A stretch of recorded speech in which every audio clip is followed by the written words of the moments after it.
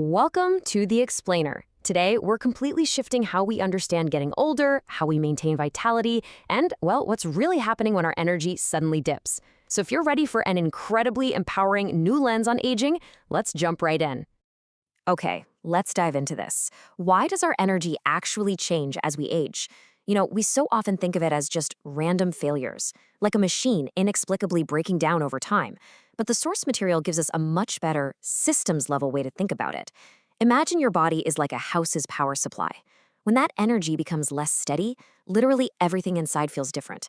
It's not a failure of the house itself, right? It's just a shift in the flow of power.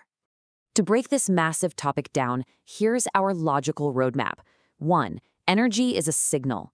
2. Habits are system inputs. 3. The power of accumulation. 4. Rhythm over perfection. And 5. Building your daily reserve. Section 1. Energy is a signal. Energy is a signal, not just a feeling. Now that is a massive paradigm shift. It basically means your energy level isn't just a mood. It's actually a real-time diagnostic. It's telling you exactly how well your body is recovering, how it's feeling itself, and how it's adapting to those age-related changes. Think of your body like a thermostat. It responds to repeated patterns.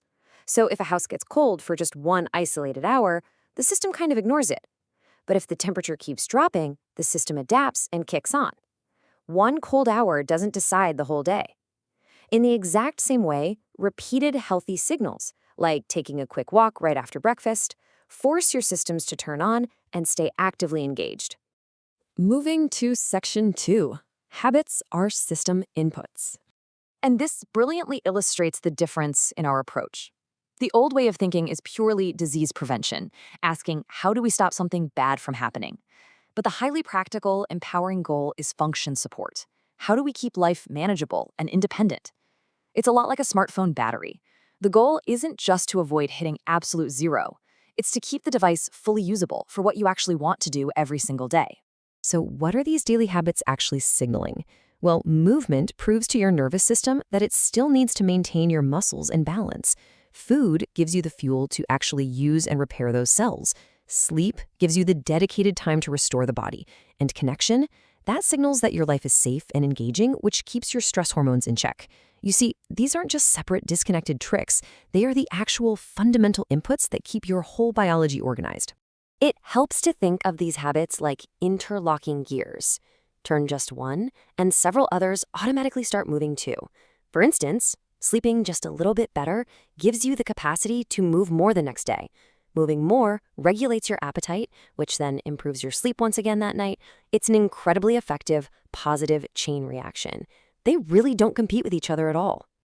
All right, Section 3, the power of accumulation. Now, you might be wondering, do habits really matter if the change feels, frankly, microscopic?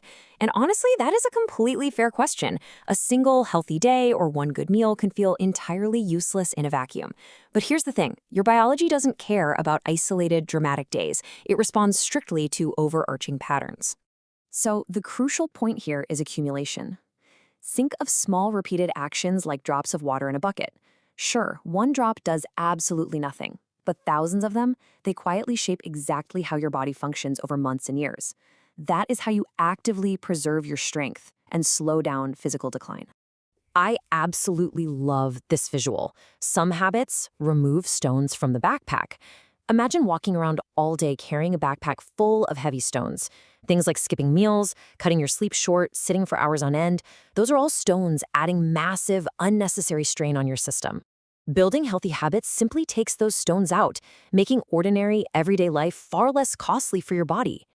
And by taking those stones out, we're building resilience. Simply put, resilience is your ability to bounce back. Imagine a spring that has enough flexibility and reserve to actually respond to real-life stress without snapping. Remember, a truly strong body isn't rigidly perfect. No way. It's just one that recovers exceptionally well when life inevitably throws you a curveball. Which brings us to Section 4, rhythm over perfection. Your body genuinely craves rhythm, much like individual notes coming together to form a piece of music. And here's a pretty surprising fact for you. When your meals, sleep, and movement have a highly predictable structure, your brain physically burns fewer calories trying to guess what comes next. That predictability drastically reduces the internal friction in your system. So how do we actually build that rhythm? Well, every habit needs 3 simple things. First, a cue, just a basic reminder of what comes next. Second, a repeatable action, and I mean something really small enough that you can do it often. And third, a reward, a felt sense of relief or usefulness. The real secret here is context.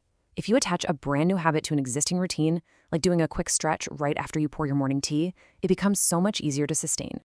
Now, this concept should be a massive relief. Think about how motivation operates. It's like an incredibly unstable generator.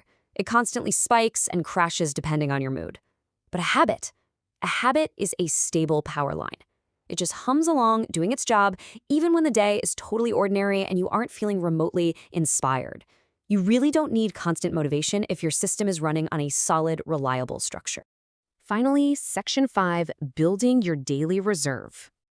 Now, what's really interesting about this slide is how we can completely distill this paradigm shift into some incredibly forgiving mental reframes.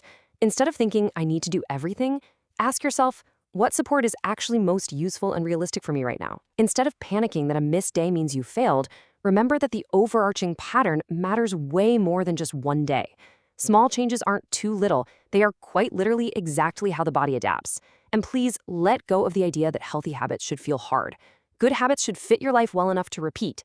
By reframing our thinking this way, our daily habits actively support our daily reserve. They keep your systems active to prevent deconditioning, they reduce unnecessary strain so less energy is wasted, and they create the consistency you need for a remarkably stable recovery base. In short, your reserve is just that extra battery capacity you're going to need when you inevitably face a stressful week. Which leaves us with one really essential, highly provocative thought. If healthy aging is actually built from days that are supported well enough to repeat, what support can you give your system today? Start small, find your rhythm, and remember that every single positive input is telling your body it's safe, it's supported, and it is ready for whatever comes next. Thanks so much for joining me for this explainer. Catch you next time.